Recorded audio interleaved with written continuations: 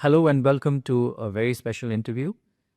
We are here with Prime Minister Kristen Michal of Estonia, who will be speaking to us and answering some of our questions. Thank you so much, Prime Minister, for taking the time to speak with Times of India. Yeah. Without further ado, Prime Minister, let me, get into the first question. How has Estonia and Europe changed after the full-scale invasion of Ukraine? I would say that Europe, which has been like a process for peace and economy and economical growth, has changed a lot because right now Europe is building up defense industry, different high-tech industries, just to ramp up the defense capabilities for Europe.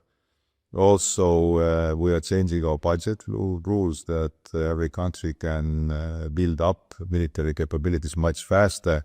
And we're stepping up on different fields, coming from electronic warfare to cybersecurity and so on. So Europe did not have this kind of aspect to it. It was like a project of economical growth, peace, and so on. And right now, Europe as also coming to President Trump's message that who has said that Europe must take bigger responsibility for its own defense as it's a very prosperous and free region. That's quite understandable to us. So the direction right now Europe is going is that to build up new industries capable of doing the things we need. Right. My next question to you, Prime Minister, is that, do you really think that Russia will test NATO's resolve in Estonia? And are you concerned that the force behind Article 5 has been diluted somewhat since the full-scale invasion began?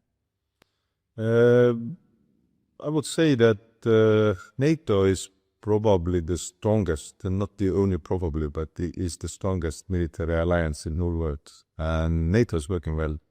And Article 5, I would say, is working also well. Because President Trump has also said that he honors NATO and Article 5, and his message for us to European countries to step up with the defense expenditure. For Estonia and our people, it's quite understandable because, to be honest, we are neighbors with Russia. All the time we know that what Russia is, and it doesn't change until Putin changes his goals. I would say that Russia is also testing all the democratic countries all over the planet right now. Because, for example, Estonia has very sophisticated IT companies, very good cybersecurity. We are well known for it, but we have been under constant cyber attacks in 2007. We were the first country to come under the cyber attacks from Russia's side, Russia's state players and criminal players. And the attacks have been increasing, not decreasing, but we can handle them well because we have very highly built systems. But I would say that Russia does not have the capabilities and the possibility to attack NATO. But that doesn't mean that we shouldn't be prepared. I always like the saying that you should not be afraid, but you should be prepared. Right.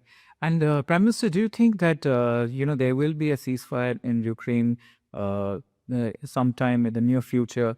And if there is a ceasefire, what do you think India should do? Like, what role can India play in facilitating the ceasefire process? India's influence in the world is growing, and I would say that India's pressure also on the messages to have just and lasting peace in Ukraine is with utmost importance. That is very needed.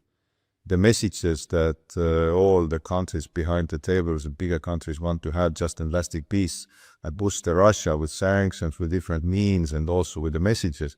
That is what we also expect from world power as in. Right. And one final question, Prime Minister, that, in that context, how do you see the India-Estonia partnership evolving in the new security environment?